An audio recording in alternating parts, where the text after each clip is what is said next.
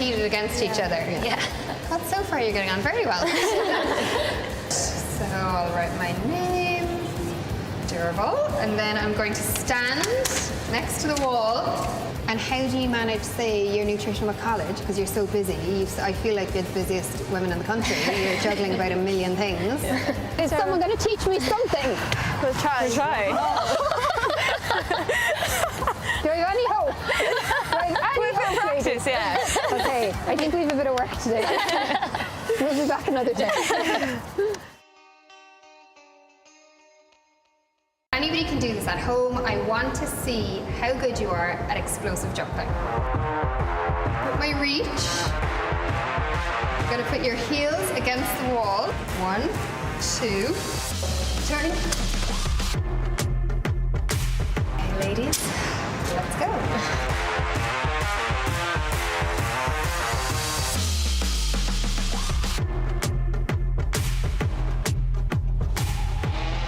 Okay, so how we're going to measure this, just so we know, is you're standing posted, the top point of your standing to the bottom point of your jumping posted. So that's the measure, right? So it's quite like a tight measure. Yeah. I like to be exact.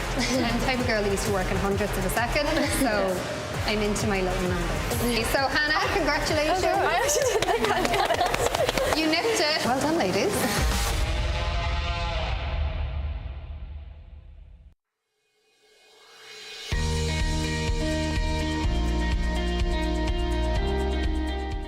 John, we're here in the incredible NUI Galway Connacht GA Air Dome. Can you tell me how this facility came to be? I suppose initially in 2007 we bought 63 acres of land here, and we set about building 6 pitches, 1 AstroTurf, 5 grass pitches, and then we built our headquarters here, which opened in 2012. Then this has been used extensively in the meantime, but we always had in our heads that we needed some kind of an indoor facility, and we looked at various conventional buildings.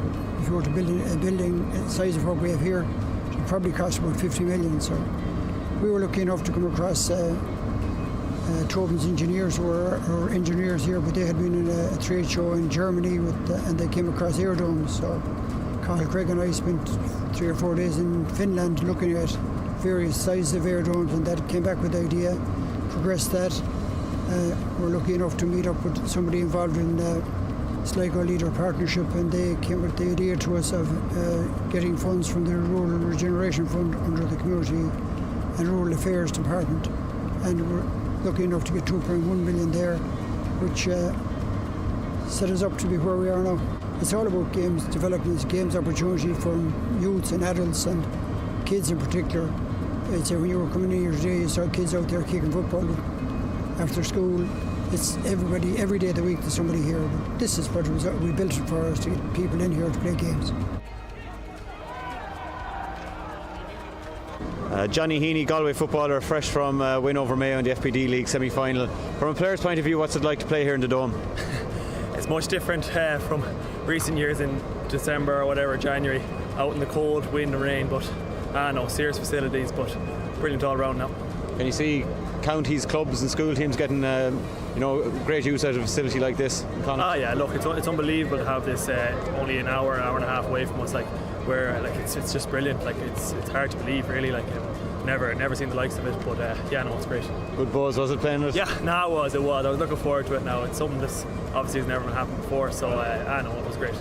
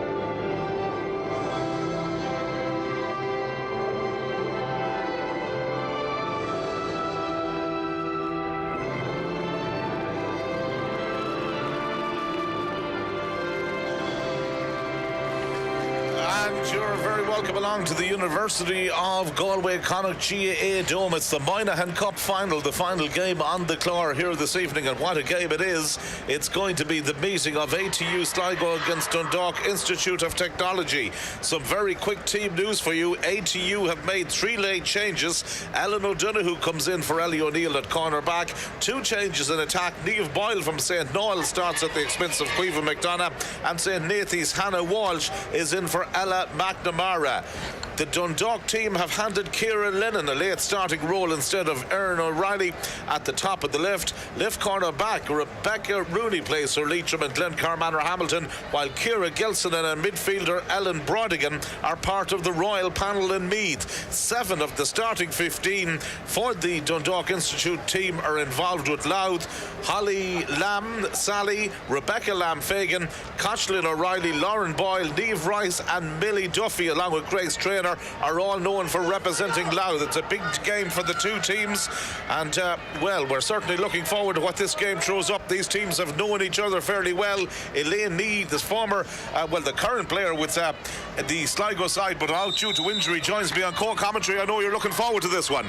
Yeah, it's going to be a bit exciting, I think. You know, there's a few girls back in the bench there that were missing in the build-up to this final, so you know, it'd be nice to see, does that make a bit of difference compared to the last game? I know that Dundalk are very good sharp shooters. They'll be looking to, there you go now.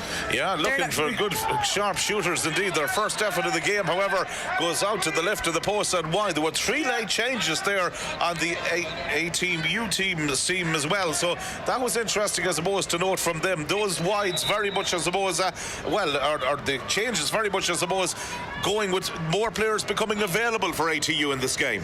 Well, that's it, you know. There's a few girls there that got a chance to go abroad for Erasmus, so they actually flew home from Malta yesterday evening to make it here now for the game today. So Ellen and Niamh Boyle are there. We call her Boiler. So Niamh Boyle there from Donegal flew home yesterday evening. Well, that shows the commitment of these players, and Gavin Cawley, the manager, has shuffled the pack.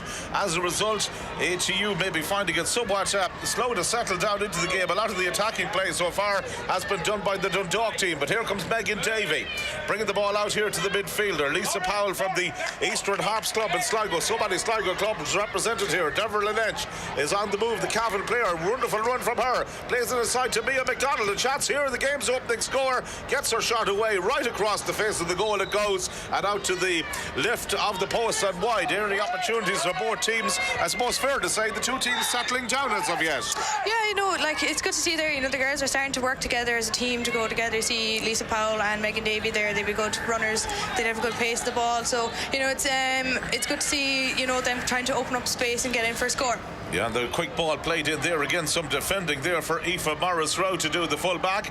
Goes in behind her. Opportunities once again here for the Dundalk team as they flood players forward, and they've won a free for themselves over the far side of the field. The pace has been fairly hectic. It's going to be Lauren Boyle as the player who is going to come out to take it. The Cooley Kickham's player right there on the 14-metre line. As you can see, the angle a little bit acute here.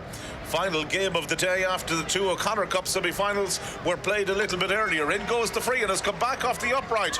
Some testing moments again here for the ATU defence, but they've stuck well to their task in the early exchanges, and they'll be looking now at their full back there, Aoife Morris-Rowe, to get the lines clear. The ball goes out again there towards Lily Vickers. She's the goalkeeper on the team, and they're bringing it out with this short passing, a fairly familiar type of game. Niamh Boyle, as we mentioned, wearing number 17 and handed a starting role by Gavin Cawley. Ellen Donoghue also in, and Hannah Walsh from the start. The 3 changes on the ATU team this afternoon. Coming forward there was the centre half forward, Orla Hennessy, the centre half forward, and winning the free as well over on the far side. Taking it over again towards the 45-metre line. Somewhat aimless ball racing in there is Megan Davey again, and the referee blows the whistle.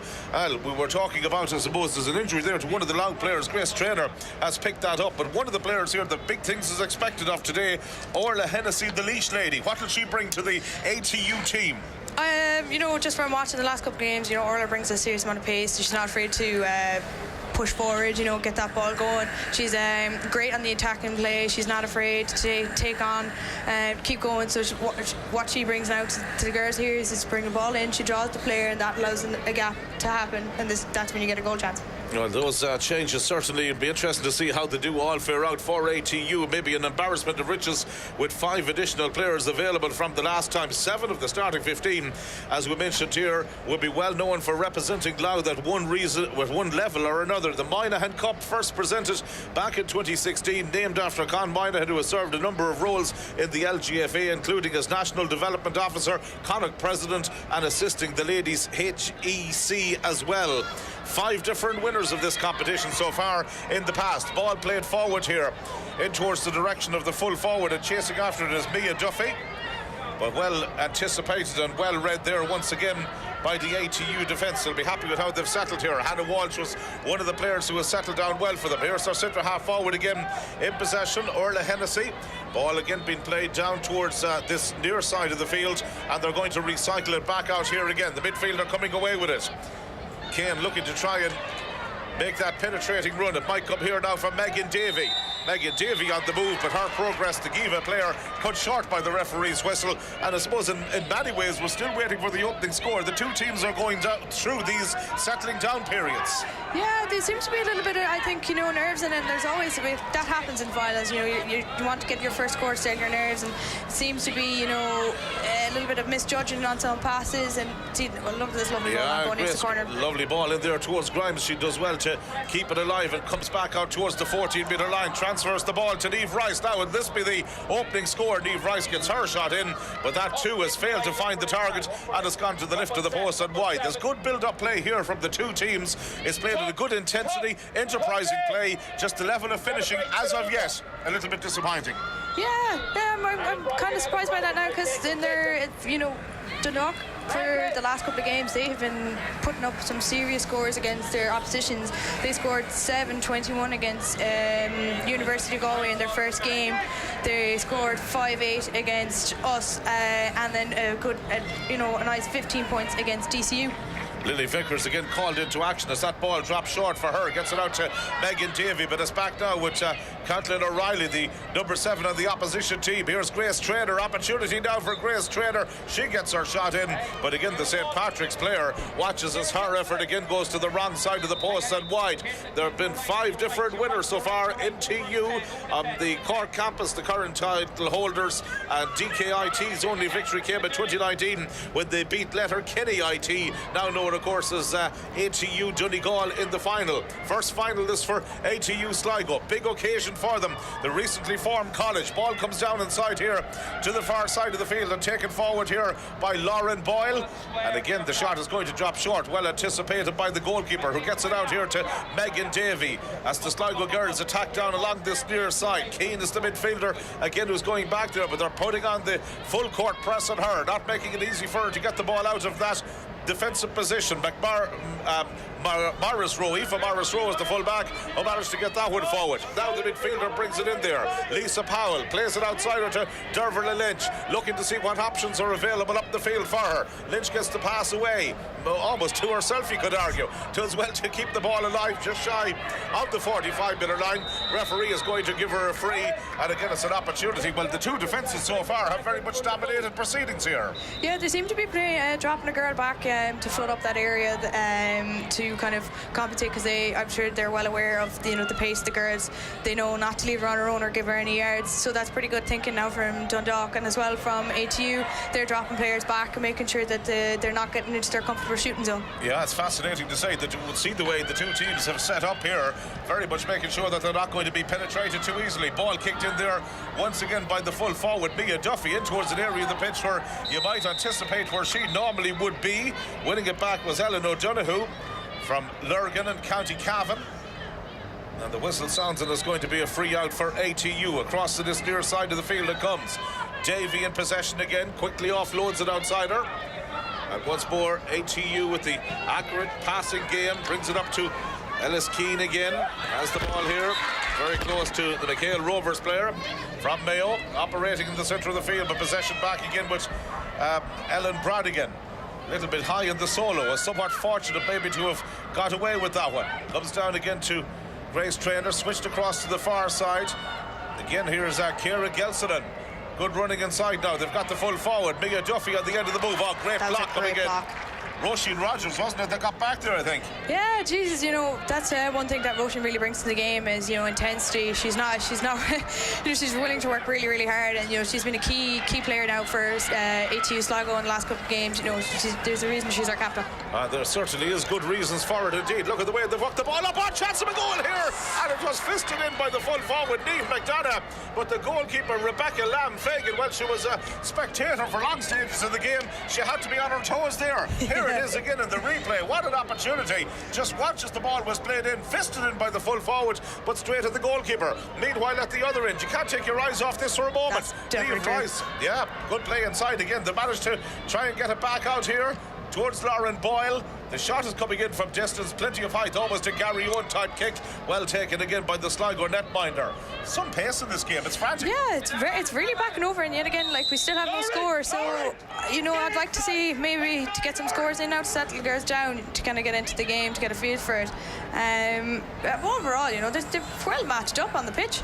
Yeah, some excellent matchups. The teams know each other so well. Lauren Boyle again off the lift, but the referee's whistle has sounded. 2 hops, I think, is the signal that he's given there. That's going to be another free out. Well, I suppose the frantic nature of it, how quick it's been played, time is absolutely at a premium. There's no time being afforded to anybody in possession. You've got to get rid of it very quickly, or otherwise you're swallowed up. Yeah, you expect a few points to be getting there. We're 10 minutes into the game, and yet again, still no score. So let's hope now that ATU get on the attack here and get a point. Well, they decide to go back to their goalkeeper to get this latest move going for them. Just to feel a time for a game that's just crying out for one team to get a score. Maybe everything else settles down a little bit then from that stage onwards for them. Ball played again towards the direction of Hannah Walsh. Has been in quite a lot of the early exchanges. Here's Lisa Powell, she's the midfielder, and she's gone to ground, and that could be a problem. Referee immediately is going to blow the whistle. She seems to be in some discomfort there as she went down with that injury, and the referee is signalling for the medical team to come on. Yeah, it seems to be she's holding her knee there now. That's a bit of a worry for Lisa Powell there, because she's a really, again, she's one of our players that we need going forward to bring that ball in quickly. So, and she's also out with Sligo as well. So, you'd hate for any player to get an injury today. Now, especially at this stage of the season, so much going on for the majority of these players, and her county commitment, and of course college commitments here as well.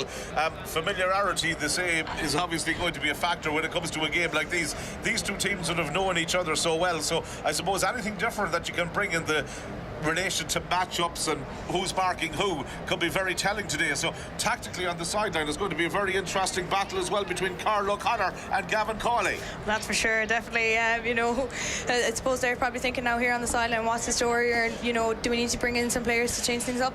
Yeah, well, Gavin Cawley, the manager, has just gone in there to obviously check out on the player that's injured. There's the replay of the injury that's impacted the midfielder here, Lisa Powell, at the moment. So she's receiving that treatment, and you always worry when you see a player going down like that, don't you? Yeah, it seems to be that she just turned a little bit awkward on it there. Hold on. Yeah, it seems to be that she turned a little bit awkward on it there. It's a bit of a worry now, because she's down for a while, and it's not like Lisa. Yeah, and obviously concerning times indeed for the management team. There you can see Gavin Cawley, the manager, just going in to check out how Lisa is. Obviously first and foremost concerned about her welfare, but he may also have to be contemplating making a change here. Man who has managed the Leitrim ladies in the past as well at inter-county senior level, been around, he's seen a lot of these games in the past, and he's going to have to maybe contemplate bringing somebody in off the bench now. Yeah, it's looking like it. She doesn't look very too comfortable out there now. She looks like she's been in a bit of pain. Jesus. It's not nice. Not really, really not nice to see now. So hopefully, they can, the physio can get a good idea of what's going on and give her some help. Looks like she's obviously going to need that. Change is going to have to take place, it seems. Maybe some movement from the bench we can see taking place here fairly quickly indeed. Well, it's been a game that's been played at quite a frantic start, as you can see, where 13 minutes there has been. That was a couple of minutes of injury time that will have to be added on at the end of the opening half. But no doubt about it, both sets of forward lines creating opportunities just as of yet.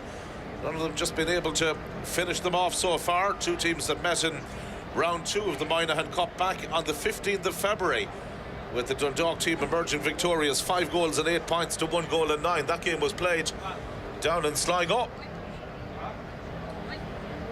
Yeah, seem to be getting a stretcher here now, so hopefully they can get her off and get her looked at, and we'll bring in a new girl and see what what difference it makes. A real disappointing conclusion to the final, it seems, here for the Eastern Harps player. Yeah, no, there's nothing worse than an injury. Well, she might need my crutches. she might need your crutches as well. Your injury, unfortunately, happened very early in the season. Yeah, unfortunately now, I won't say too much about it, but, in our first game out playing DCU, just turned awkwardly myself and just anyway, but it is what it is. I won't say anything else about it. I'm sure everyone's sick of me talking about it, but ATU are making a change, by the way. Alan McNamara from Drumkieran is the player who is going to be coming in, number 13, obviously for Lisa Powell, who's the player that's making her way off there. So that's the change that's going to have to take place. She's going to be stretched off, and the two teams, as you can probably imagine now at this stage, and as you can see, will be or are going into huddles just to maybe get some words from their management. It's the most important for everybody that they refocus almost immediately after a long stoppage like that. They have to put the injury behind them and concentrate on the remainder of the game here. Yeah, as you know, what I'd hope to see from ATU now is that they use this to fuel a little bit of fire, to say, look, one of our girls got hurt. We're going to make sure that we win this for her. Yeah, she would do the same for anybody else out on the pitch. What I like to see is, it's clever there from number 6 and Dundalk. Make sure that they still have the ball because they're in possession when the play went deck. Well, yeah, they're not going to get caught with anything from that. Well, there you go. It's sad to see any player coming off, and Lisa Powell, the midfielder, the Eastern Harps girl, is the player who has been brought off and getting a rapturous reception as well from the spectators that are in here, and the change taking place simultaneously as well. Ali McNamara from Drumkieran and North Leitrim, the player who has been handed the starting role now, and it's some of the players of that neck of the woods have done extremely well in the O'Connor Cup semi-final. Leah Fox, but in a wonderful performance a little bit earlier on. Her clubmate Rebecca Rooney in action now in cornerback for Dundalk IT. So some of those players will know each other fairly well from the inter-county experience, and we wish Lisa Powell all the very best in her recovery from this injury as well, and hopefully we'll see her back in action before too long. Play finally resumes. Ciara Gilson and the centre half back slotting it in there, but Niamh Boyle was the player who cut it out, gets it back as far as Devlin Edge, attacking down over on that far side of the field, getting the ball under control and moving it inside there towards the direction of Niamh Boyle once more. Niamh Boyle continuing to really frustrate the defence. Now they're going to try and recycle it. Here's the centre half forward, Orla Hennessy. Could this be the moment? Orla Hennessy's shot has gone the wrong side of the post and wide as well. Well, you'd have got some odds of maybe the game being scoreless after 16 minutes. Yeah, no, it's a little bit surprising on both sides now. I thought, they'd start some scores over. I'm more so surprised from Dundalk because, they're used to taking the scores from further out, but I suppose they're getting that little bit extra pressure there from the new girls coming back in. Probably a fact as well that the teams know each other so well, and they're well marked up, all these particular options that are available to them. Bringing the ball forward here now is Niamh McDonough. Gets it to Orla Hennessy. Hennessy again troubling and weaving and going forward, and the whistle sounds of the referee, and this is going to be a free end. Well, it was one that was very much manufactured there by Orla Hennessy. Her weaving, running, very much causing problems. Difficult to stop for any defence. But that's it, she's got a low centre of gravity there, so she's able to drop and turn quite quickly, and that is quite hard to defend, because even if you have a girl in front of you don't know what way she's going to go. She's very good at selling that dummy, she's a very, very clever player. Well, let's see if the deadlock and the stalemate can be broken here. Devlin Edge has the opportunity from Killygarry and County Cavan from the Breffni County. Wearing the ETU blue today. Up she comes, strikes it off the right. In it goes, and that looks good, and that's the opening score. Devlin Edge has got the opening point of the game. Well, amazingly, you could say it took all of 17.5 minutes to come. There was no stoppage for a few minutes, but there it is. That's the first score in the Moynihan final. Well taken effort indeed from Devlin Edge, and the lead by 1 point to no score. Hopefully that'll settle them down. Exactly it, yeah. So let's get another one out. Well, let's see what's maybe the Dundalk girls might have maybe slightly different ideas. Kieran Mulligan is the player who brings that ball forward again. They've got some attacking options over on this near side of the field. Out to gather the ball quickly there was Niamh Rice. She's looked lively since the game has got underway. She's pumped a speculative ball and lobbed it in over the top there. Opportunities there. That's a shot! Oh, what a goal! What a finish! It was that precision ball into the forward line. Might have been Mia McDonald at the end of it. Well, let's look at it again. In it goes here. Brilliant run, brilliant shot, absolutely sublime finish. Nothing the goalkeeper could have done about that one. definitely not. No, she knew what she was doing there going in that corner. Erin O'Reilly, wasn't it? Yeah. Brilliant finish indeed from her, from the St. Patrick's Armagh player. Well, they got the ball into the corner forward. She coasted in beautifully, and the finish was dispatched with some style right into the corner of the net.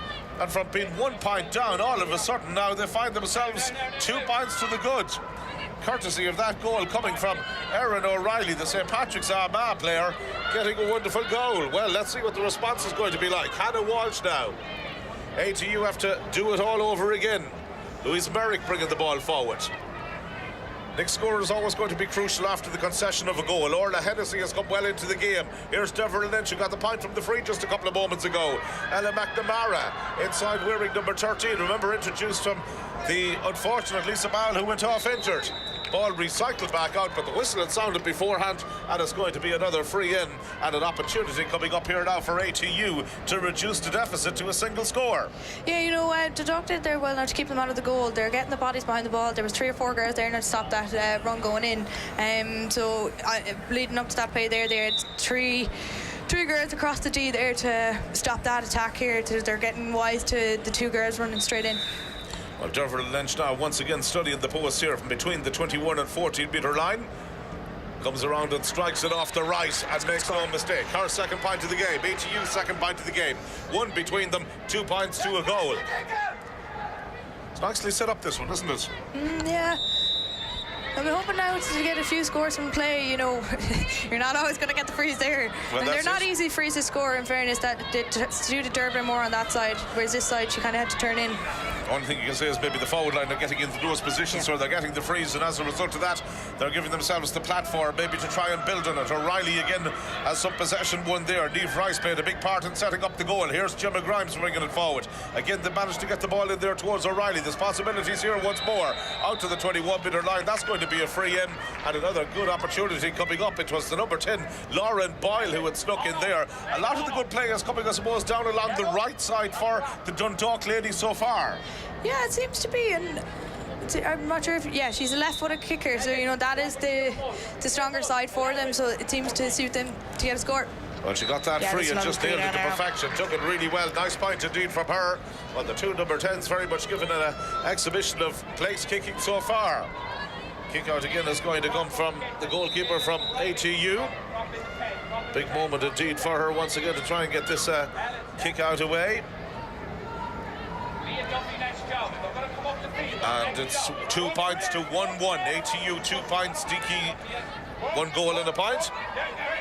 And again the ball works out here towards this near side. Well taken and well read and well anticipated by the corner forward there.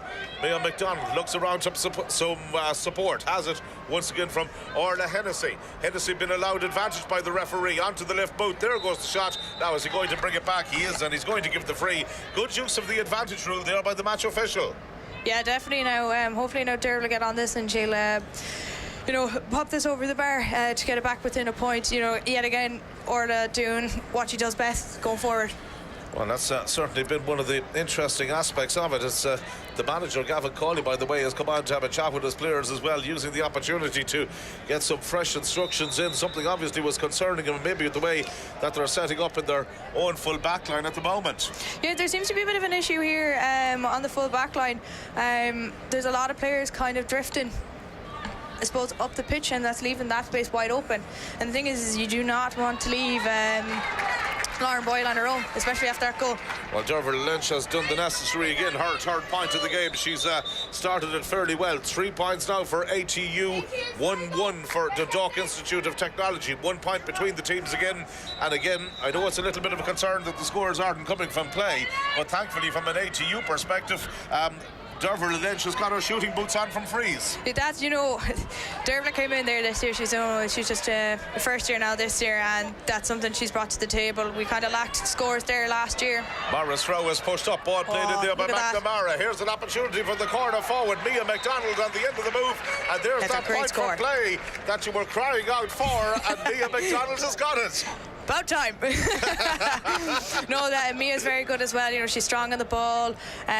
She plays for Westmeath there. She knows where she can shoot on that, I suppose, left foot. She's Curranstown, Kinnegad, yeah, she's got those very strong Westmeath connections, and a good point indeed. Well taken from her. That's the score again that's going to help. Well, I suppose got the confidence flowing from the forward line there as well. The point for play. 2 hands being used there, and the tackle by Mia Duffy spotted by the referee. And she was a little bit overzealous going in there as well, and the referee immediately is just maybe taking a note of her name.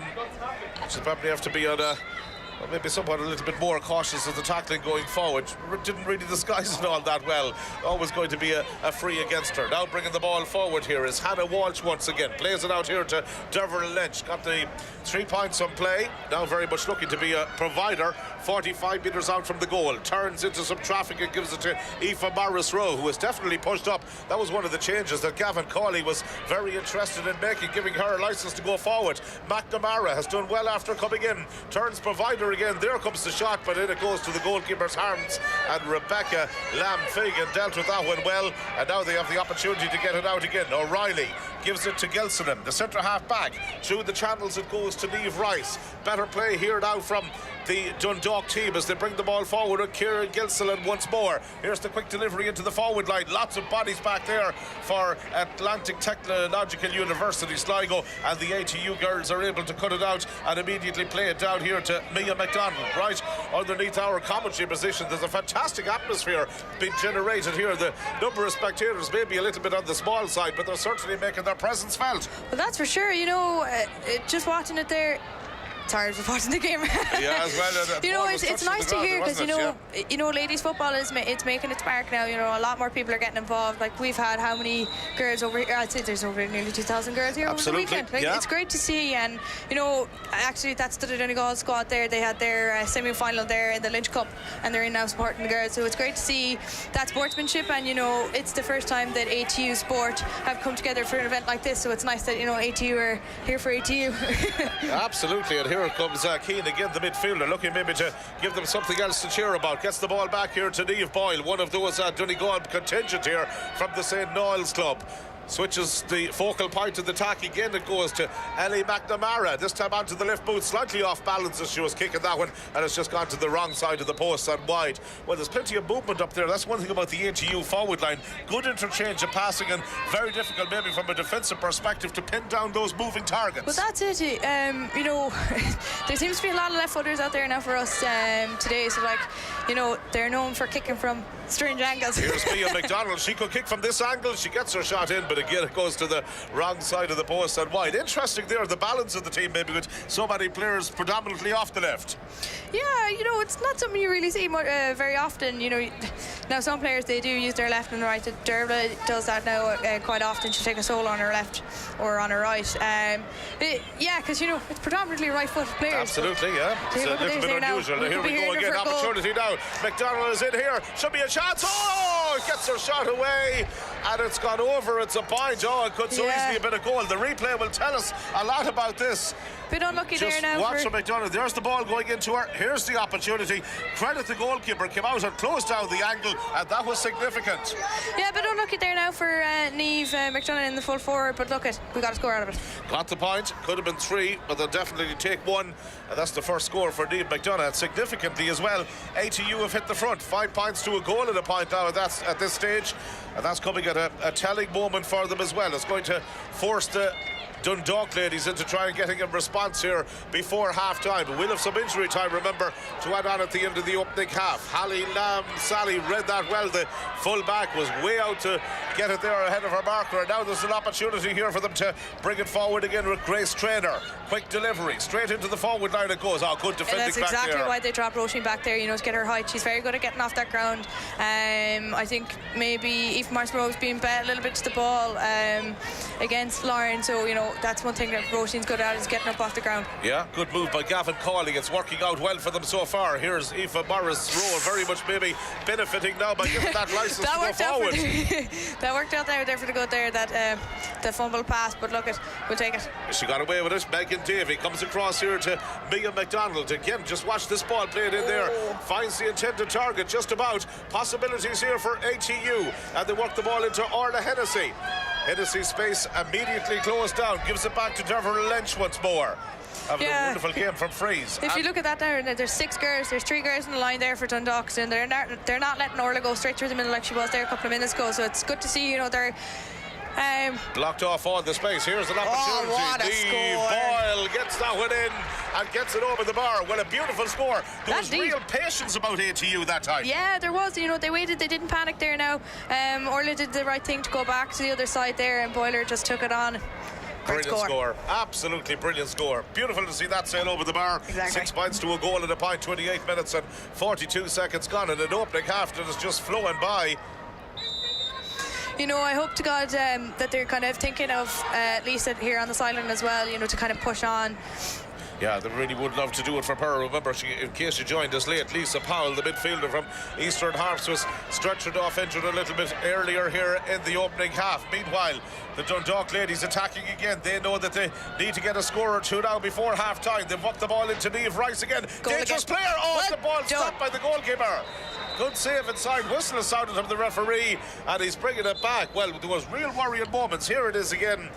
Well, this is the opportunity of the point that just a couple of moments ago there was beautifully kicked by Boyle. Lovely score from her. And then the Dundalk team, well, they broke right up the field and they forced a wonderful save from the Sligo goalkeeper as well.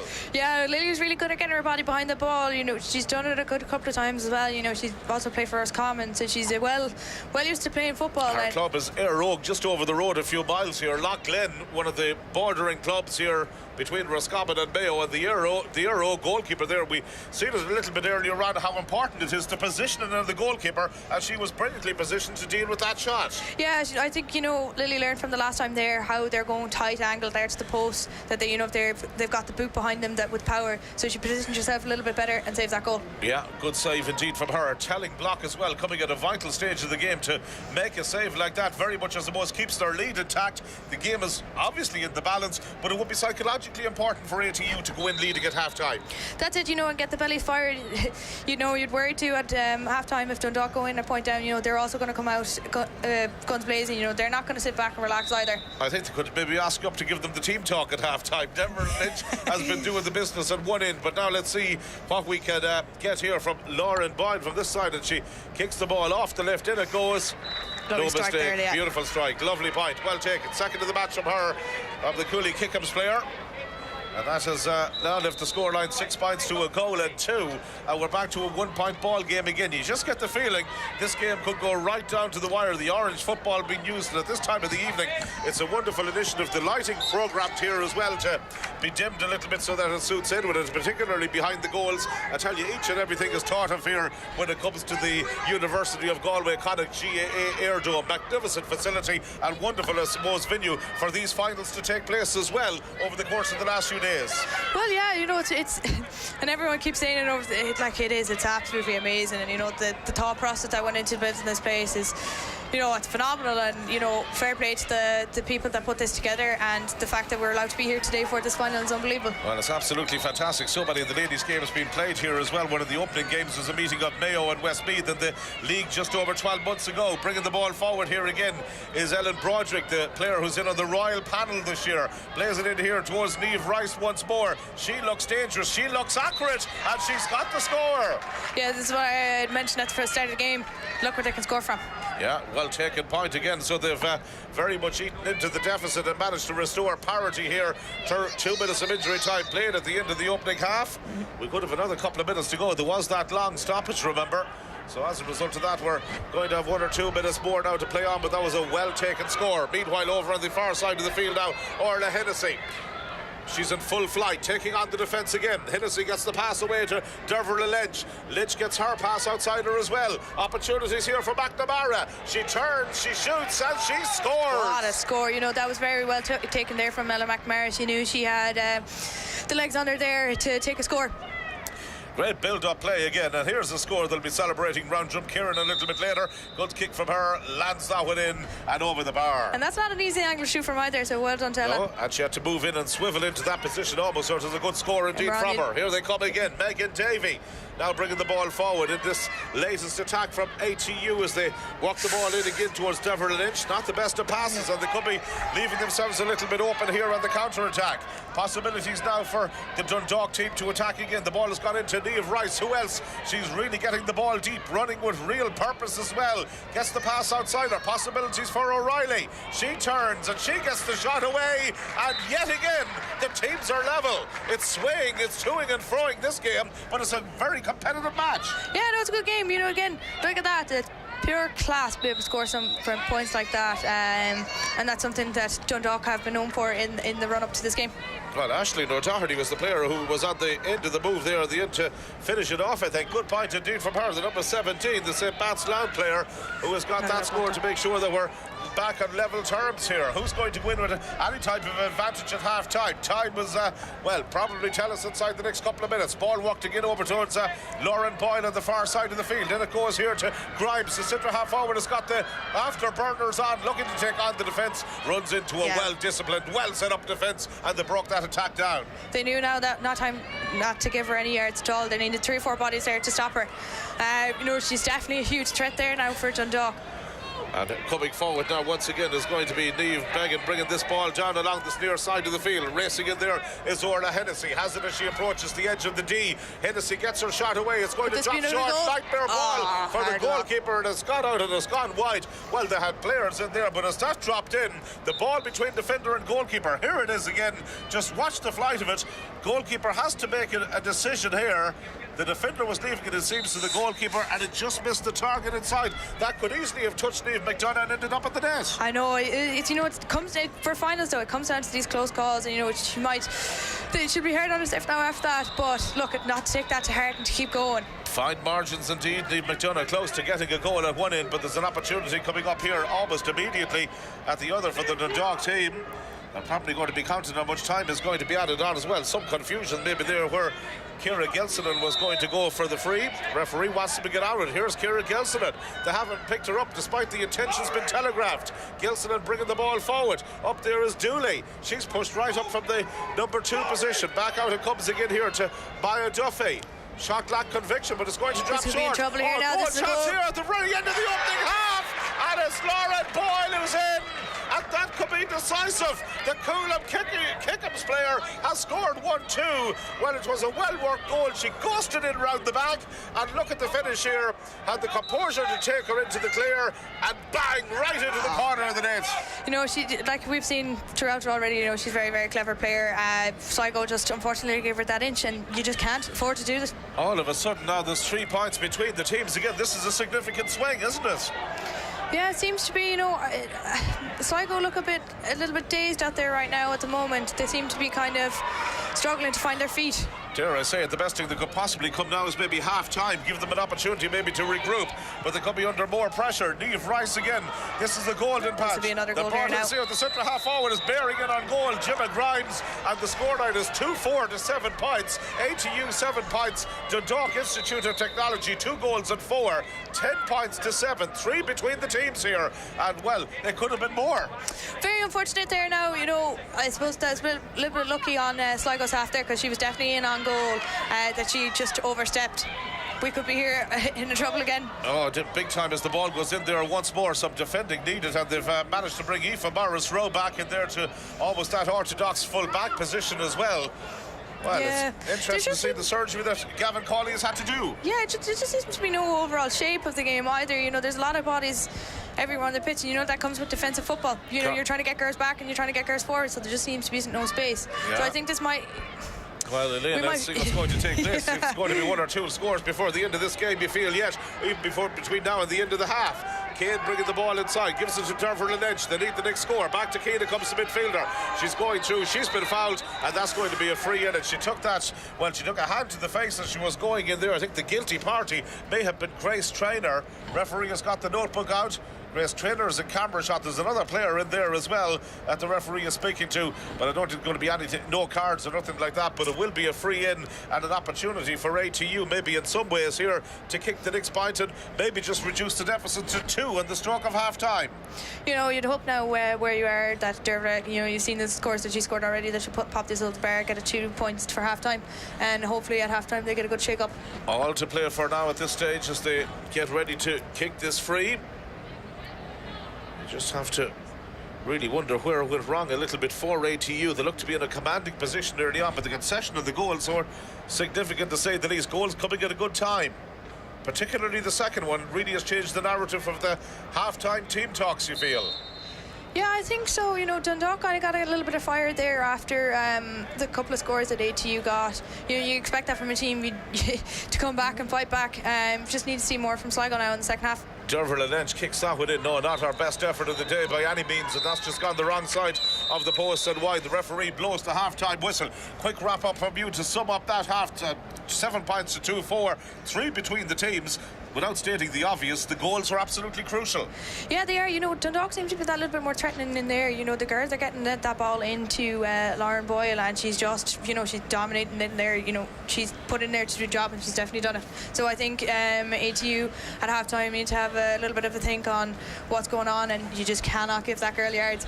Dundalk IT in the ascendancy at half-time. They lead by 2 goals and 4 points to 7 points for ATU of Sligo. We're going to take a quick commercial break. You don't want to miss the second half of this one. It's nicely poised. We'll have full second half coverage on the way very shortly.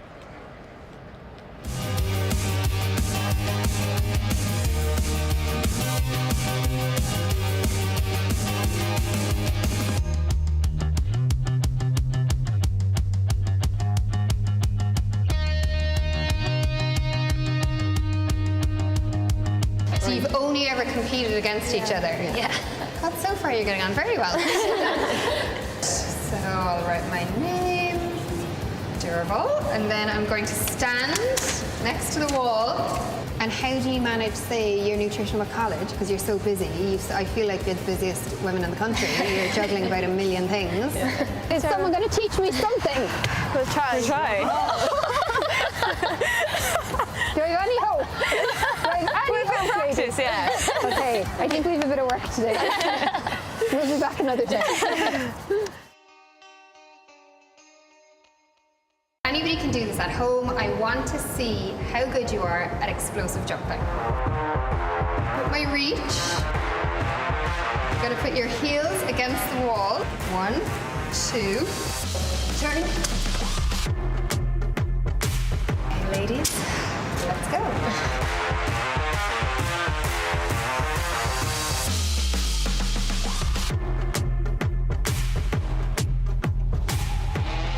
Okay, so how we're going to measure this, just so we know, is you're standing posted the top point of your standing to the bottom point of your jumping poster. So that's the measure, right? So it's quite like a tight measure. Yeah. I like to be exact.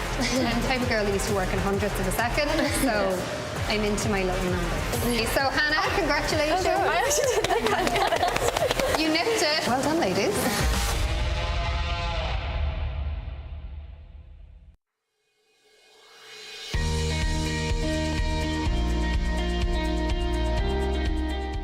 John, we're here in the incredible NUI Galway Connacht GA Air Dome. Can you tell me how this facility came to be?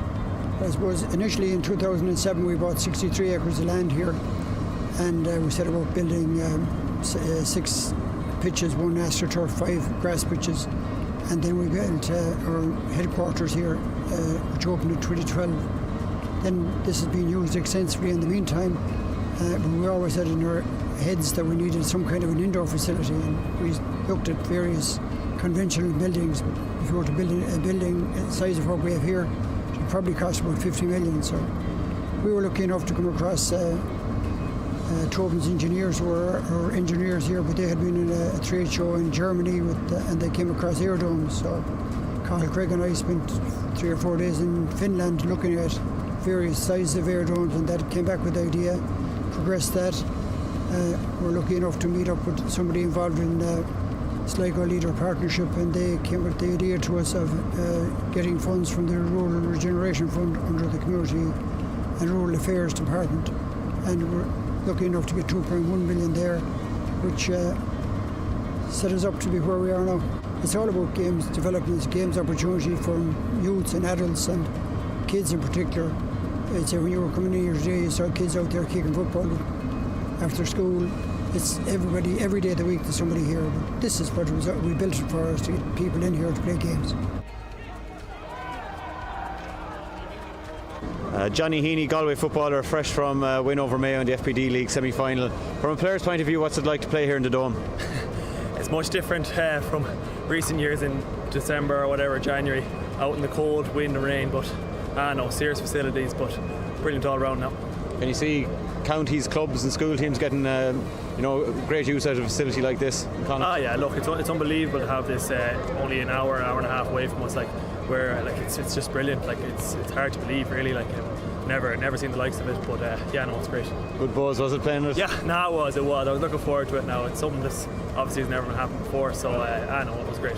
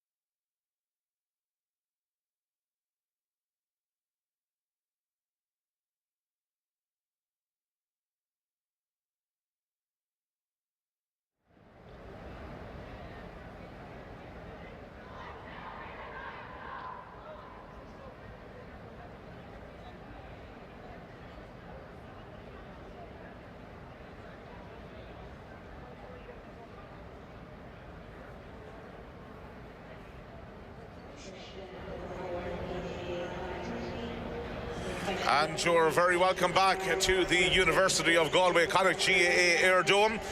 Here we go, a second half of this particular final here, which is very much, I suppose, given us plenty to discuss. The Moynihan Cup final during the opening half.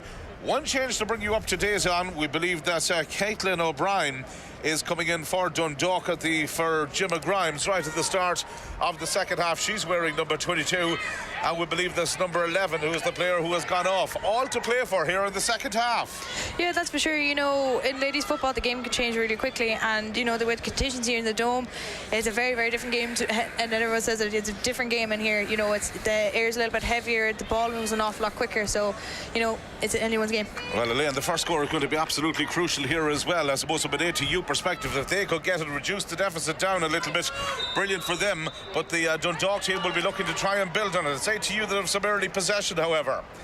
Keane again winning the ball in the middle of the field. Here's the direct running again from Orla Hennessy. Was successful on a number of occasions in the opening half, looking for the first score in the second half. Gets her shot away. Oh, unfortunately.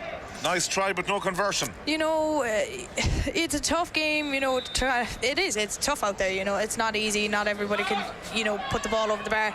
So, you know, these Ys are crucial at the same time, so you'd want to be seeing them girls popping them over. Well, one of those opportunities that came their way. Here's the counter-attack again. O'Reilly picking up the ball on that far side of the field. Switches it in here. Here's the girl that just came on, Megan Benson. Opportunity for her to settle in almost immediately. Gets by the 45-metre line. Bringing the ball forward once again here. The Dundalk team obviously confidence buoyed on by the scoring of those two goals a little bit earlier in the game. Aisling O'Doherty plays it out here to Niamh Rice. Here's the corner forward. Good goalkeeping again. Lily Vickers, the goalkeeper from Éire Óg and Roscommon, stooping down low to make sure that she got that ball under control and starts the counter-attack. Yeah, you know, we're moving up the field here again, just trying to get things going. That time, you know, ATU did well on the defence to keep them outside that D, because they know fine well that the girls are going to take the scores from there. You know, so they've learned now from half time. So here's hand on the ball. Yeah, it's got to be a kind of a patient build-up play from them in the main, but they played it in here towards Megan Davey. Oh, just struggled to get it under control. If she got that ball first time of Oscar, there could have been real possibilities. Just didn't stick to her, and again, it's opportunities for Dundalk to hit here on the counter-attack. They're moving the ball fairly fast here once again. Ellen Brodigan, the midfielder. Here's Gilson, the two Mead girls linking up well together. Referee blows the whistle, ball over carried, and that's going to be another opportunity of a free out here for ATU. A little bit of a let-off for them. You could say an elementary error. Yeah, definitely. You know, they're putting on the pressure now. You know, it's fumbling the ball. One thing is with the AstroTurf as well, you know, legs are starting to start getting tired because it's harder out there on the knees. So you'll kind of see that, you know, the pace will slow down a little bit, and then the substitutions start coming in. Yeah, the bench could have a major impact, you feel, in this game, and those changes that we talked about, that ATU, well, they made three of them. One was made by Dundalk IT, but the benches have been used by both management teams so far as well. There's a good ball played in over the top. O'Doherty chasing after it. 21 metres out from goal. Recycles possession here once again. Now can they work somebody into a scoreable position? Gilson is going to have the shot, and again has come off the upright. Goalkeeper alert to it quickly, and Vickers brings the ball out and weighs that pass to perfection out to Megan Davey. Davey just shy of the 45-metre line, stopped immediately. Referee noting the foul, and again Davey takes the return, and now eventually plays it over to the far side of the field. Yeah, that was smart now, changing the play there. There seemed to be no one up this wing here, so there seems to be more bodies on the other side. Morris Rowe has got up to the opposition 45-metre line before her gallop was eventually halted. That's surely going to be a free. Ellen O'Donoghue, I think, was the player who was going in there, wasn't she? And yeah, it's going to be a free that's going to be awarded to her over on that far side for the foul on her. Really, I suppose, a goal from an ATU perspective is probably what the game is crying out for at this stage, to really ask some serious questions, isn't it? Yeah, I think so. You know, you want to see a little bit of movement here. You know, it looks kind of flat there. You know, the girls standing up, so we need some more. Well, now we're getting the movement, but, you know, get a movement in there, kind of shake it up a small bit. Big right-footed delivery dropping in there again between defender and goalkeeper. Well anticipated by Rebecca Lamb-Fagan, the goalkeeper, who came out and gathered the ball safely, and now they're moving it through the channels once more. Grace Traynor gets her pass away. Well dispossessed there. Yeah, O'Brien was the player who lost it. Well done indeed there. Well won back. It was a good piece of play from Hannah Walsh.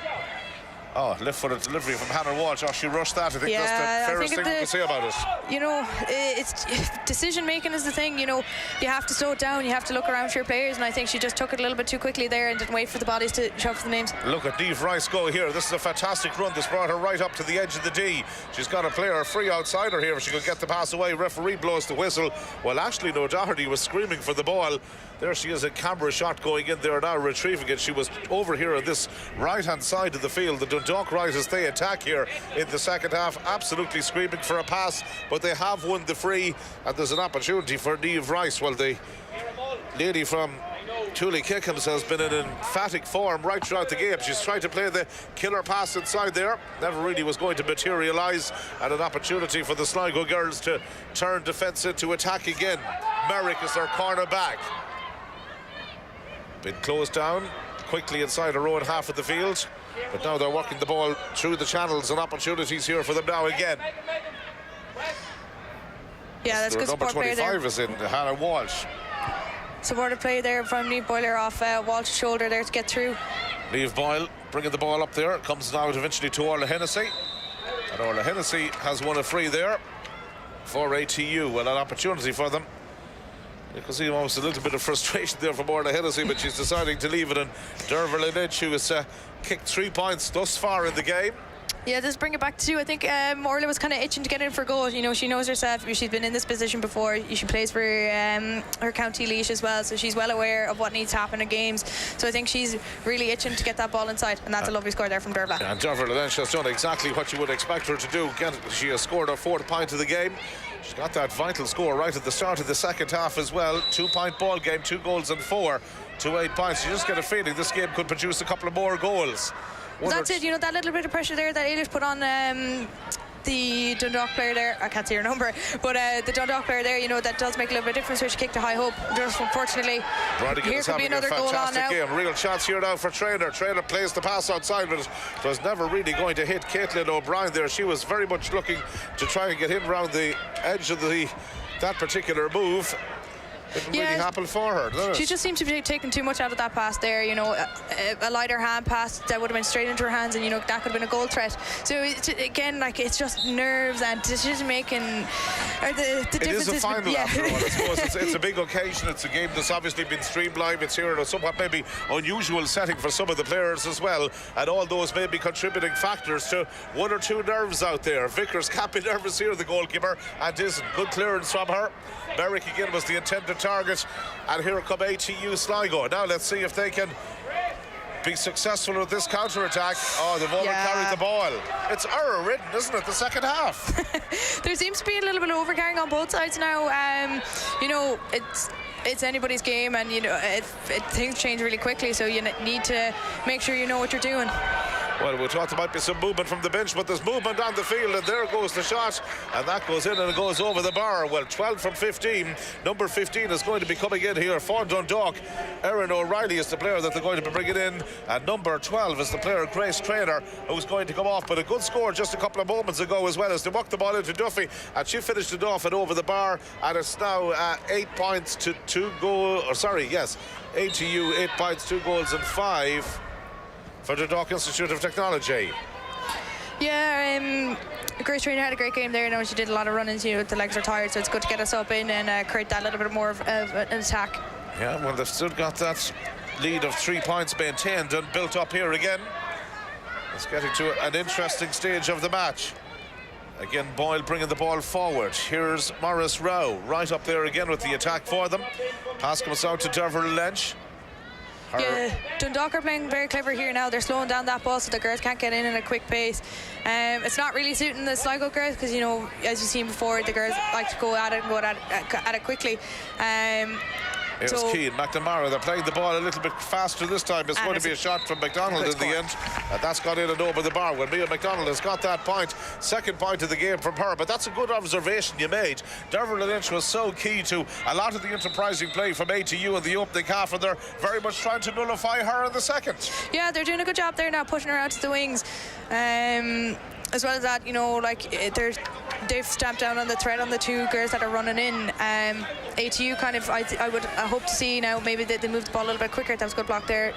And it's a counter-attack again, a classic counter-attack. The ball comes in here to Lauren Boyle. Oh, dangerous one over the top. Goalkeeper had to be alert and was. And no nonsense clearance. Well, I don't know if the roof has ever been hit here. That's been fairly close to it at that clearance that went out there. But it found over the far side Lauren Boyle again.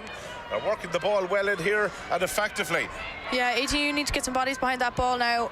And there goes the shot. It just goes in and goes wide from Ciara Mulligan in the end. You're right about the way that ATU, I suppose, need to get bodies back, need to string a few passes together as well, don't they? The opening 10 minutes of the second half, neither team have really, well, settled down, you could say. Yeah, it just seems to be just, you know, and a lot of that, you know, you'd expect a little bit more from the experienced players. But then again, you know, these girls haven't played with each other all the time. And that's a hard thing about coming into a college setup. It's like you're playing with girls that play a completely different style of football to you. You don't know them and you only have a couple of weeks to get to know them. So it's hard. Hennessy, here she goes again. Lovely run up to the 21-metre line. Still in possession. Gets it back outside to Morris Rowe. That's going to be a free. Good play inside from Aoife Morris Rowe as well. But again, it was Hennessy's weaving direct running. That's been a problem all day. You know, that's one thing. Like she's very good at that. And we need to see, you know, maybe the girls need to play a little bit smarter and getting that ball to her quicker. Because if she gets any yard at all, she's gone. Dervla Lynch now about to kick this one. She'll strike it off the right. Should suit her from here. The distance, well, should be about approximately 23-24 metres out by the time she strikes the ball, you feel. Up she comes. Dervla Lynch. She'll strike it off the right, remember. There it goes. That's going wide. Oh, yeah. It's gone wide. Opportunity comes, opportunity goes. But an interesting point that you made. I suppose we have so many of these players that's involved in individual club setups and involved in county setups as well. All different styles of play throughout the country, and it's can be very, very difficult to gel it all together. There's a change about to be made here. Aoife Morris Rowe's number was up to come off, and number 4 was coming in. Was it that the change? O'Neill from. One of the changes maybe been made, but I think the wrong number could have got up. We'll confirm that in a moment or two. In any case, the play continues. Here's an opportunity now for O'Brien. Caitlin O'Brien right up to the 14-metre line. Checks and plays the ball back outside her. Here's Aisling O'Doherty, but well done by ATU to cut it out. Now let's see if they can make some headway here again. Roisin Rogers, key player for them.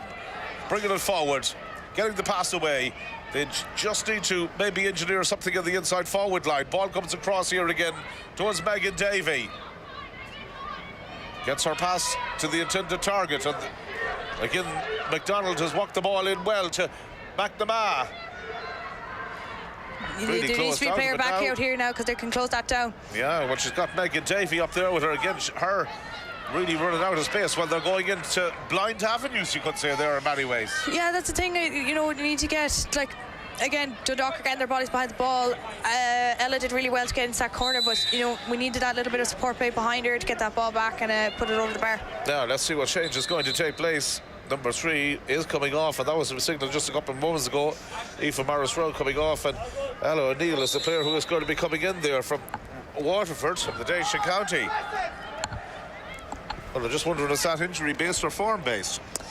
It's hard to know, you know. I don't really want to go say anything because, you know, they're my teammates, but look at, you know, there's reasons for substitutions, and clearly the management seen that there's something needed to be happening. Well, he wants to try and shuffle the pack up a little bit here. We're gone into almost into the 13th minute of the second half. There could be some more worrying moments here as Niamh Rice plays the ball, pins the ball right down into the corner. Another scoreable opportunity, you feel, maybe coming up here.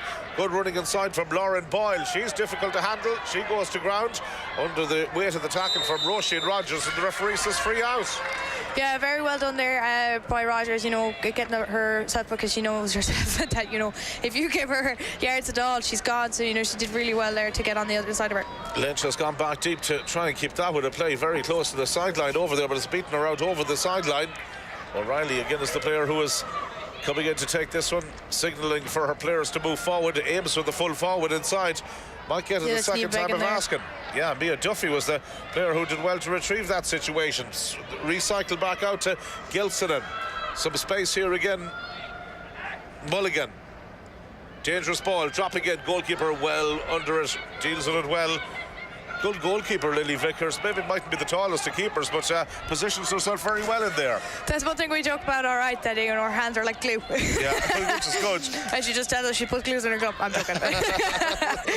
No, she's good behind the ball. She's got good experience there from inter-county as well. She's well used to, playing with that high ball dropping in. She has good elevation off the ground. Yeah, she's dealt with everything that's come her way fairly well. Now Deverla Lynch bringing it into a more advanced position here inside the 45-metre line. Still continues on with her run. Supporting run from Orla Hennessy.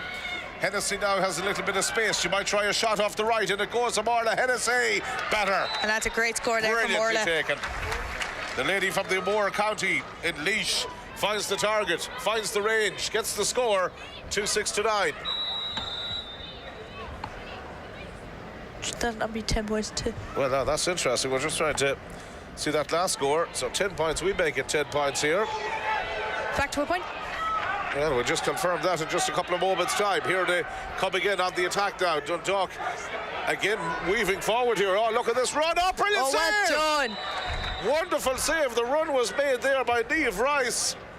Well, the scoreboard is saying 9 points to 2 goals and 6 at the moment. And an excellent point as well. Well, something that we'll obviously be talking about a little bit later on. Still some time to go, but as we're entering into the third quarter, will be a player of the match selection as well. And a couple of players there probably stood out there in their performances thus far. Yeah, for me, I think at the moment, just from creating chances and stuff, you have Rogers there, she's doing a great job. Lauren Boyle as well, number 10 for Dundalk. A lot of those girls, they're standout players. I'm trying not to be very biased here, Absolutely. But, I'll say it, like, in fairness, there's been... Well, there's a good ball. Yeah. No, it's gone wide. There's an opportunity there from that resulting free, but it's been kicked in by Niamh Rice and been kicked in wide. Number 18, by the way, is coming in, Chloe McQuillan from the Sean McDermott's club in Monaghan from the Farney County.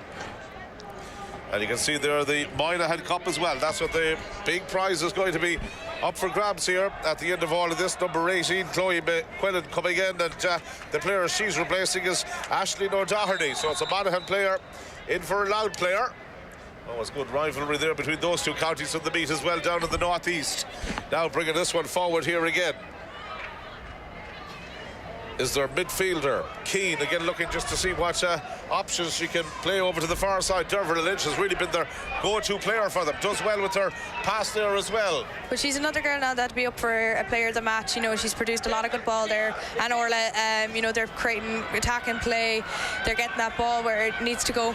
Orla Hennessy, one of the players, as you mentioned there, very much involved in the mix here again. Referee has blown the whistle. Well, as you can see there, it's very, very tight at the moment. 10 points to 2 goals and 5, just one separating the teams. No, I might have mentioned this in the opening half and in some of the games throughout the course of the week, but the protocol, if the teams are level at the end of normal time, 2 10-minute periods of extra time, but then it goes to penalties.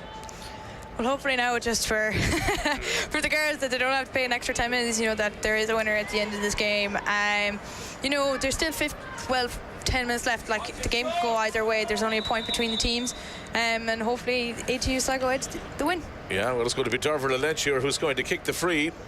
Big opportunity for her to maybe restore parity here. Kicks the ball in. A dangerous one dropping in there. Well done to Rebecca Lamb-Fagan, the goalkeeper, who read it well. Yeah, both goalkeepers seem to be very good under that high ball. That's twice now that she's judged that quite well. Yeah, both keepers have good games here today. It's in good fairness to them. now. Broderick again, the midfielder, is playing it out there to Gilson, and it seems that Orla Hennessy may have injured herself in the process there, going in trying to put that tackle. She's picked herself up a little bit gingerly from that off-camera shot of the minute. Now there's an opportunity here once more now for the Loud ladies. Broad again, lovely vision, picks out the player who was unmarked. There's opportunities here now for O'Brien. O'Brien gets the shot away and shoots wide. More movement on the bench. Number 5 is coming in there as well, Louise Johnson. And number 22, Megan Benson, is going to be the player who makes way. Yeah, Megan had a really good game there too, I suppose. Herself, she's involved in the attacking and the defence, and her legs are tired, but well done to Megan. Yeah, it's one of those games, as you mentioned here, the AstroTurf maybe beginning to tire out players a little bit here, but at the same time, Hop of the ball. hopping ball, difficult maybe to judge, but they have it here again. Now comes inside here once more.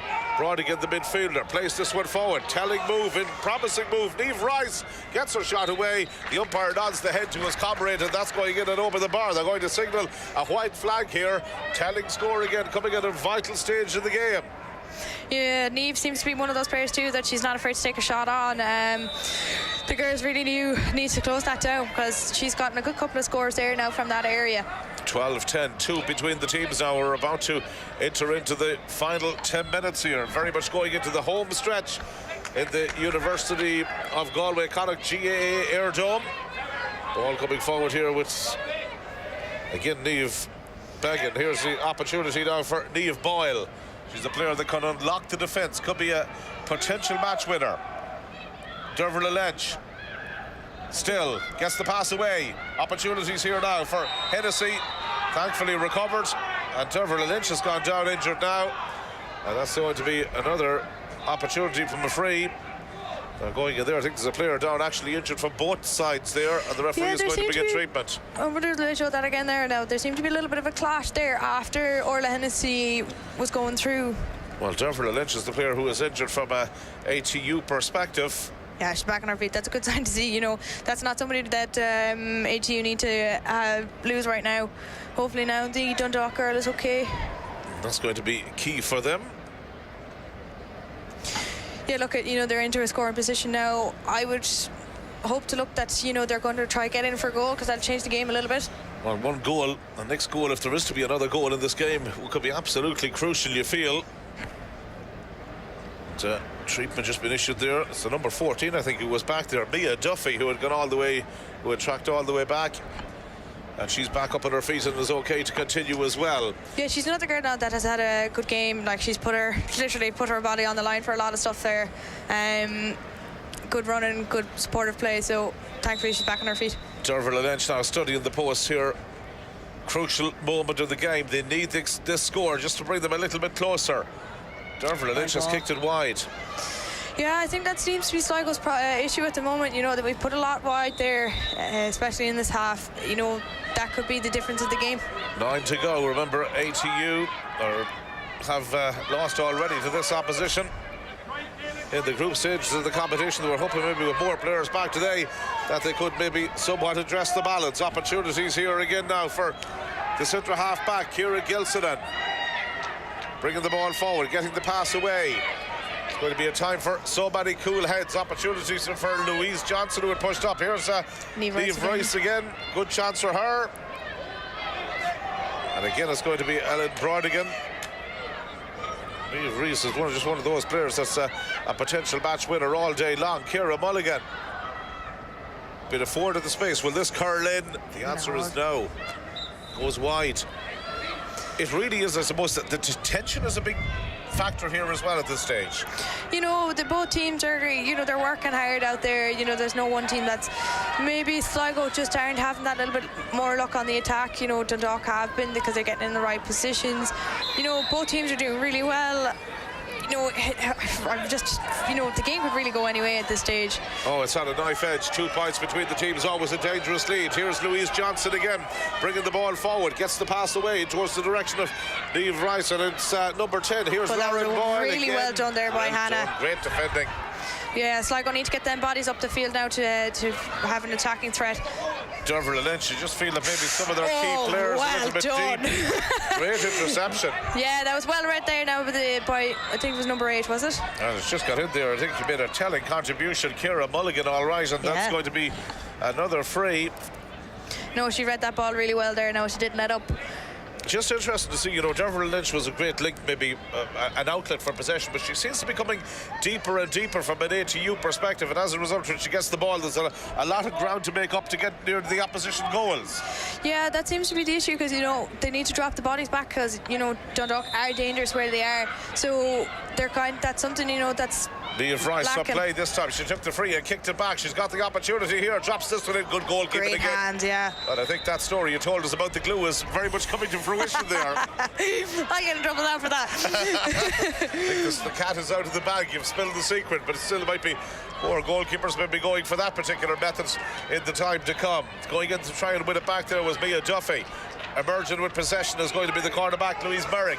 Now they need to get something moving here. ATU were 7 minutes left of normal time, but the ball played in here towards the ATU Something must have attack. happened there, I think, off the ball.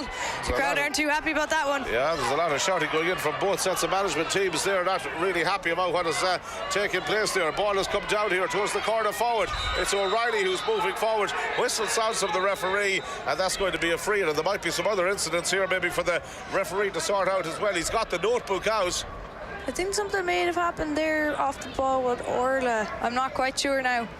Well, let's see what happens. Let's see who the referee is going to. He's obviously got somebody in mind that he wants to, or a Cork official that he's got somebody in mind that he wants to have a chat with there now at the moment. Now this could be interesting. A sin bin at this stage of the game could be absolutely crucial, and we're going to see one, are we? Yes. Yeah, it's yellow. I'd like to see now what happened there. Yeah, that's a yellow card. Well, that could be telling. It's Yeah, that's the thing, you know. And she's going to be seeing out the, obviously, remainder of the game, you feel here. Yeah, no, just as a feeler ball there now. Dundalk are kind of at a bit of loss there. There might be more action to be taken. No, just going in and having a chat there as well as Orla Hennessy. But you can really see, well, just looking there at the Dundalk player, their midfielder coming off there, Ciara Mulligan, absolutely unconsolable in tears as she takes her place onto the substitutes bench and probably realises now that her game is probably finished here with the amount of time that we've got left. Yeah, no, look, that's a tough one. It's never nice to get a yellow card. I'm not sure for what, but I'm sure we'll be told later on. You know, at the end of the day, 14 players can make a difference, but it might not either. That might just fuel Dundalk even a little bit more to win that game. How many times have 14 players emerged victorious in situations like this? Another opportunity there for Niamh Rice.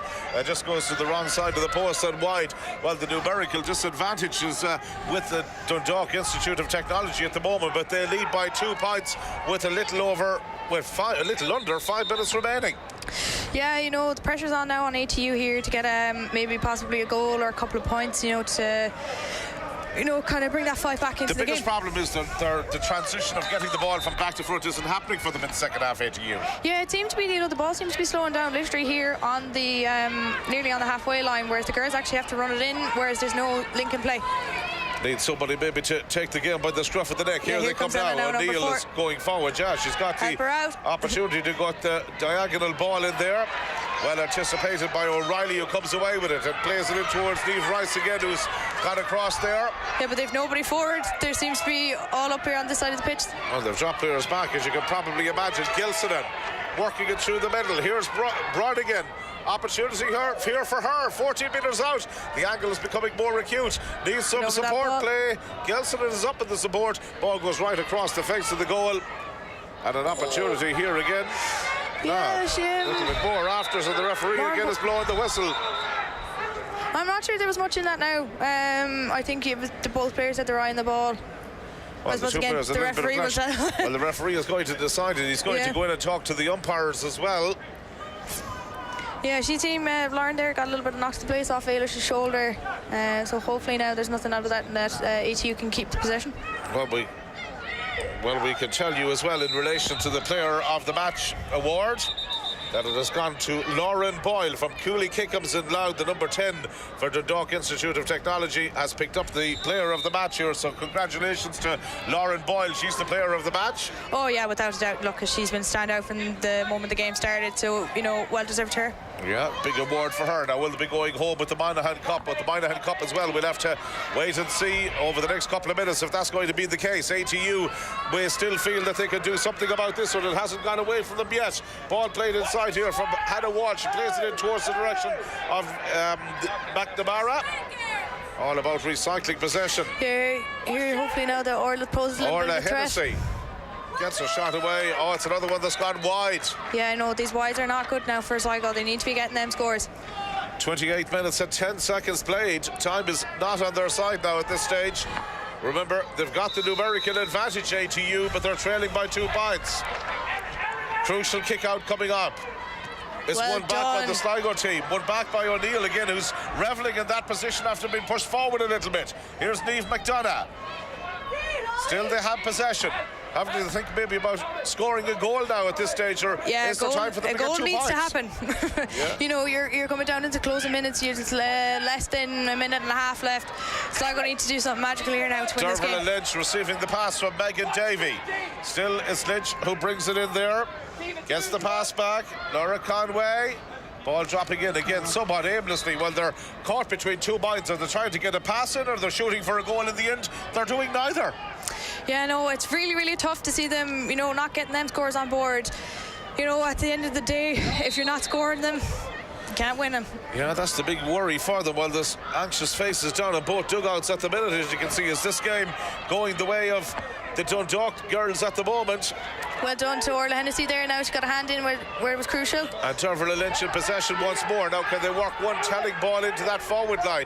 In fairness to Dundalk Institute, they've pushed a lot of players back and they're making it difficult for them. O'Donoghue, Lynch. Yeah, I suppose they needed to push the players back there now to make up for the fact that there's only 14 on the pitch. all the way Look at this, across it comes here. down to this. Megan Davey in possession again. Yeah, the passes need to be accurate, and if they don't go to plan, you know, you're losing a couple of yards there O'Neill, now. But this here's could an be a good score. opportunity. McNamara. Can they yet have a hero here, the girls from Sligo? It's Hannah Look Walsh at who this from brings it Orla in. Hennessy. Orla Hennessy again going forward. Still Hennessy in possession. She's got the pass outside her. They're trying to walk it in along that near side. Shot eventually comes in and it goes over the bar. You know, there's a point in it, and I don't think there's much left now in this clock. 11 points to 2 goals and 6. 1 point. 1 point. 11 points for ATU, 2 goals and 6 for Dundalk Institute of Technology. Is 12 plays, 11 at this stage. You know, you'd hope now that ATU Sligo win this kick out to level up that match. Well, how many times have we mentioned about extra time? We're into injury time now at the end of the second half. And that ball was won there by Quiva Dooley. As much as I'm for Sligo, I think that was a little harsh. Yeah, it was definitely a somewhat fortunate decision, but ATU won't mind. Here they come forward again. That was Davey, see, can't quite control it. Lauren Boyle has it back. Opportunity maybe here now for Niamh Rees. She's playing all over the place. We had a quick look at the replay of that last particular incident. Aimless ball kicked in there. Well, Dundalk and everyone dropped back. They're trying to, what we have, we hold. They're trying to protect a 1 point lead.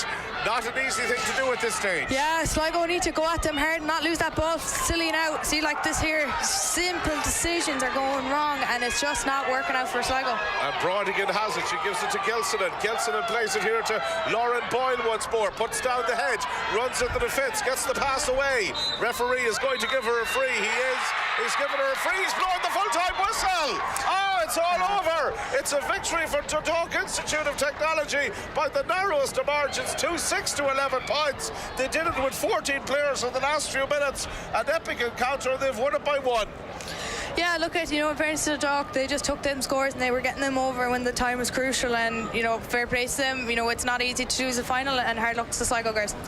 Well, it'll be devastating for Sligo, for your colleagues at ATU, but I suppose we have to talk maybe about what DKIT have done here. Their goals were absolutely crucial as well. As we mentioned in the first half, came at a good stage for them. The second half was error-ridden, but they showed great, I suppose, composure and maybe game management in the end to see this one through. Yeah, they just seem to be a little bit more settled under the post. You see, you know, Niamh Rice, Lauren Boyle, Gemma Grimes, 2 great trainer, you know, all them girls, and the substitutes that came in, Megan Benson as well, you know, they were just that little bit more comfortable under the post, and that was the difference at the end of the day. Well, that was the difference between the teams in the end. It was absolutely crucial to see how they played it out there in the closing couple of minutes or so of the match. Well, the presentation is going to be taking place now very, very shortly indeed. So that's going to be a wonderful time indeed for them coming up, and we'll see where that's going to take them. But really, I suppose from your closing comments here at this stage, when we look back at this, is obviously an evening that's going to be disappointment for ATU from a perspective of DKIT. They've won this. The 2 teams knew each other so well. There was always going to be fine margins. Well, look, that's it. You know, it's a final at the end of the day, and there has to be winners and losers, and just unfortunately, Dundalk got that little bit of an upper hand. Yeah, it was an excellent victory indeed for the Dundalk team. They'll be so happy maybe to have won this, albeit by the narrowest of margins, but at the same time, as you can probably see here now at this stage, the whole presentation's just getting ready for the presentation of the Moynihan Cup to the Dundalk team. They'll be absolutely thrilled with this to have managed to get through it at the narrowest of margins in the end, but it was a fantastic team performance from them. All the players that they used in the second half, all the subs, all making a big difference indeed for them, and the presentation now about to take place very, very shortly indeed. For ATU, well, it'll be a case of maybe what might have been for them. They had the opportunities, but in the end, it all worked out very well indeed for the Dundalk Institute of Technology players. And very, very shortly indeed, they'll be making their way over here now for the presentation. As you can see, the photographs absolutely crucial for them. An opportunity as well for them maybe to, well, savour all these moments that have taken place over the last few minutes or so. A wonderful game, well pushed in between two teams. They were certainly evenly matched, and in the end it's ended up with a victory for Dundalk. Celebrations in full swing, as we can see here at the moment as well. And maybe just to try and get some very quick reaction if we can with Rebecca Rooney, one of the players from Leitrim, on it as well. Ciara, can we just grab a quick word to Ciara Gilson in here too? And we're just going to do the interview here very, very quickly. Ciara, thank you for joining us. Congratulations, you've come out with it here. The game being streamed live here on our LGFA sites. And first and foremost, congratulations. What does it mean to have won this one? Oh, it's unbelievable. I can't believe we did it. We pulled it out of the bag and we're so proud of everyone. It's great. Talk to me a little bit about the importance of the goals in the opening half. Oh, they really secured our position in winning this final today, and we just, I'm over the moon. Over the moon. The game very much in the balance at half time. What was said at half time? Was it a matter of just keeping doing what was working so well for you maybe in the opening half? Well, we got a bit of a grilling at half time, you know, just to stop kicking the ball in and just work it through the hands, and I think that worked very well in the second half first, so yeah, we're very proud. And final question, what does it mean now to win this, to be Moynihan Cup champions this evening? Oh, I have no words, I'm lost for words. It's unbelievable. Well, look, we'll let you go and enjoy the rest of the celebrations. Thank you so much indeed for joining us immediately after it. As we can see here, the presentation about to take place as well, all the medals and the cup about to be presented here to the Dundalk Institute of Technology players as they're making their way in here. And Lisa Vowell as well being congratulated by the team there, who unfortunately had to go off injured a little bit earlier. But let's join the presentation here now. We can take it as it goes live. What a great game of football again this evening. Lots of really great competitive game of football. Can the Sligo team make their way over, please, so we can get the presentations done? Thank you. Girls, can you come over, please? Thank you.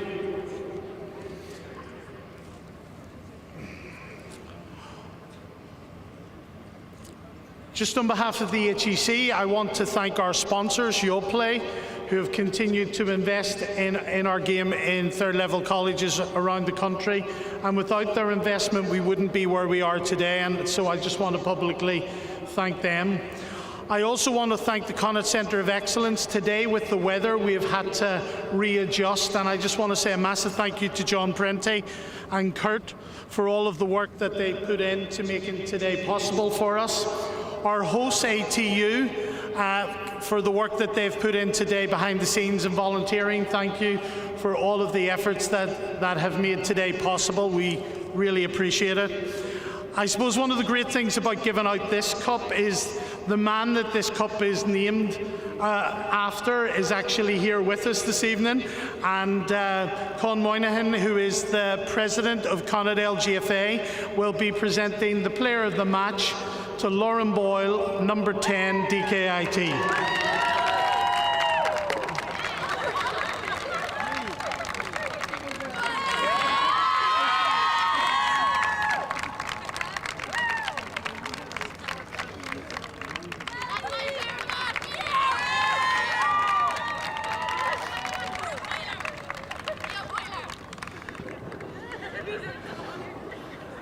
Again, thanks to both teams for giving us a great final, and it's my pleasure to present the Moynihan Cup to the captain of the DKI team.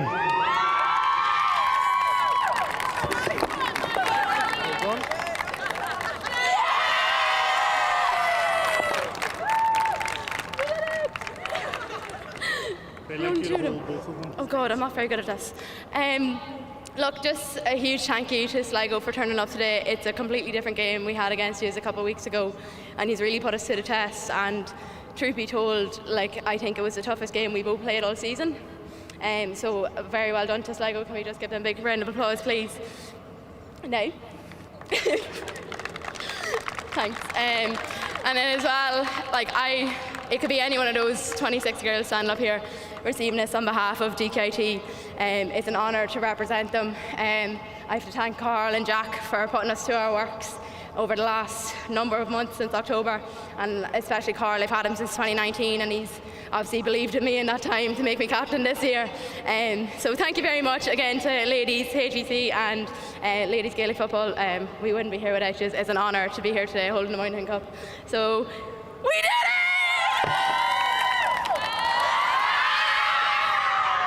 So as you can probably see, the celebration's very much in full swing for Dundalk Institute. Let's grab a quick word of Con Moynihan here as well before we wrap up. A good final, great way to end up the day. Very good performance in the end, I suppose, for the Dundalk ladies, but it was one that Sligo could have won, so it went right down to the wire. Absolutely, John. It went down to the wire, and when Sligo got back to within a point, I didn't know which way it would go. They'll have to feel that maybe to a certain extent they left it behind them. They certainly played some great football, but Dundalk had that little bit of sharpness up front. I think that was the difference at the end. Talk to me in general about what we've witnessed here over the last couple of days. A real festival of football. The O'Connor Cup final on tomorrow, 2 other finals before that. We've had the semi-finals today as well.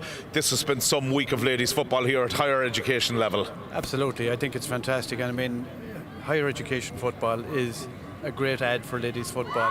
And it's seen here today. I mean, I know our semi-finals in the O'Connor on one side, but I think we're looking forward to a cracker of a final.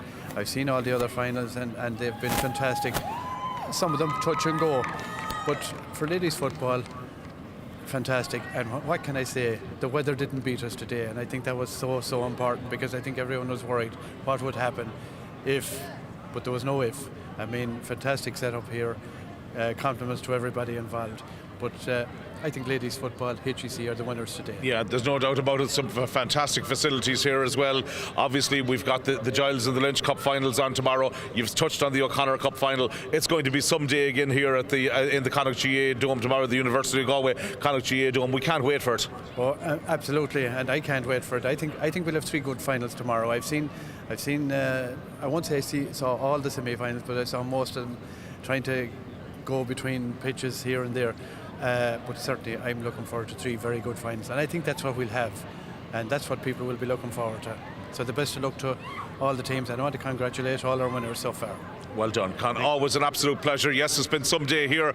There's no doubt about it. We're back again tomorrow. We've got the Giles and Lynch finals on tomorrow. And, of course, the O'Connor Cup final is going to be live as well on the TG Cahir YouTube page. What a day. We'll give everybody an opportunity maybe to recover, recharge the batteries. And don't forget, we go again tomorrow from 12. From all of us here, goodbye and God bless.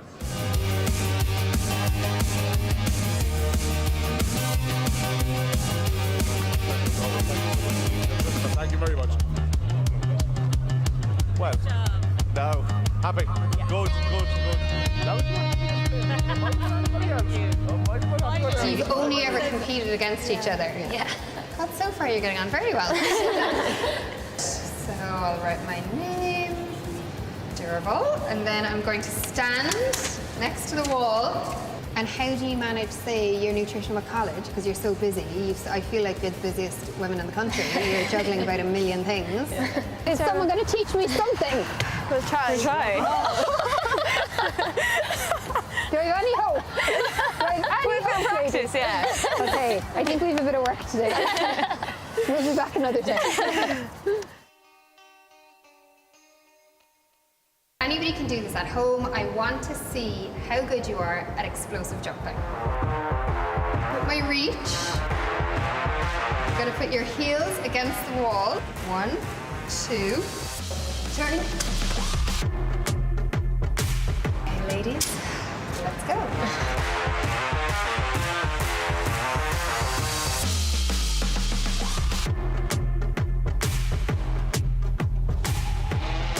Okay, so how we're going to measure this, just so we know, is you're standing posted the top point of your standing to the bottom point of your jumping poster. So that's the measure, right? So it's quite like a tight measure. I like to be exact. I'm the type of girl that used to work in hundredths of a second, so I'm into my little numbers. Okay, so Hannah, congratulations. I actually didn't think I'd get it. You nipped it. Well done, ladies.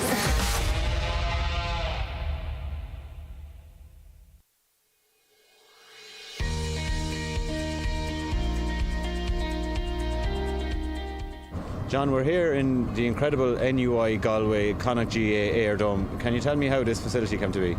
I suppose initially in 2007 we bought 63 acres of land here, and we set about building 6 pitches, 1 AstroTurf, 5 grass pitches, and then we built our headquarters here, which opened in 2012. Then this has been used extensively in the meantime, but we always had in our heads that we needed some kind of an indoor facility, and we looked at various conventional buildings. If you were to build a building the size of what we have here, it would probably cost about 50 million. So we were lucky enough to come across Tobin's engineers, who were our engineers here, but they had been in a trade show in Germany and they came across air domes. So Carl Craig and I spent 3 or 4 days in Finland looking at various sizes of air domes, and that came back with the idea, progressed that.